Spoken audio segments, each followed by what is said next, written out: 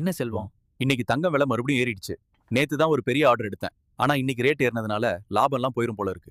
இந்த விலை ஏற்ற இறக்கம் தான் நம்ம தொழிலுக்கு பெரிய தலைவலியா இருக்கு. புரியுது முத்து.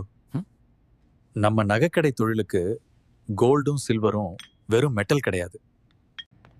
அது நம்ம பல வருஷ உழைப்பு, கஸ்டமரோட நம்பிக்கை. ஆனா இந்த விலை மாற்றத்துல இருந்து உங்களை நீங்க ஏன் பாதுகாத்துக்கல?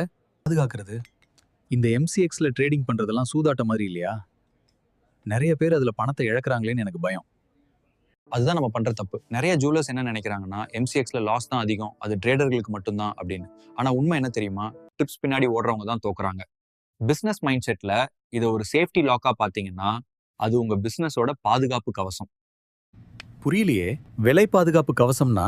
ஒரு பெரிய கல்யாண ஆர்டர் எடுக்கிறீங்க, கஸ்டமர் இன்னைக்கு ரேட்ல அட்வான்ஸ் கொடுத்துட்டாங்க. ஆனா நீங்க நகையை டெலிவரி பண்ணும்போது விலை ஏறிடுச்சுன்னா உங்க கையில இருக்க லாபம் குறையும். இதே நீங்க எம்சிஎக்ஸ்ல விலையை முன்கூட்டியே லாக் பண்ணிட்டீங்கன்னா மார்க்கெட்ல விலை எவ்வளவு மாறினாலும் உங்க லாபம் குறையாது. அப்போ இது ஸ்பெகுலேஷன் கிடையாதா? இல்ல முத்து, இதுக்கு பேர் தான் ஹெட்ஜிங். 2026ல நம்மளோட குறிக்கோள் தெளிவா இருக்கணும். கெஸ் பண்ணக்கூடாது, பாதுகாக்கணும், எமோஷனல் ஆகக்கூடாது, சரியான தகவல் மூலம் முடிவெடுக்கணும். என்ரிச் மணி மதுரை பிரான்ச்ல ஹெட்ஜிங்கை தியரியா இல்ல லைவ் மார்க்கெட் எக்ஸாம்பிள்ஸ்ல கிளியரா எக்ஸ்பிளைன் பண்ணி ரிஸ்க் மேனேஜ்மெண்ட்க்கு இம்பார்ட்டன்ஸ் கொடுத்து டீச் பண்றாங்க.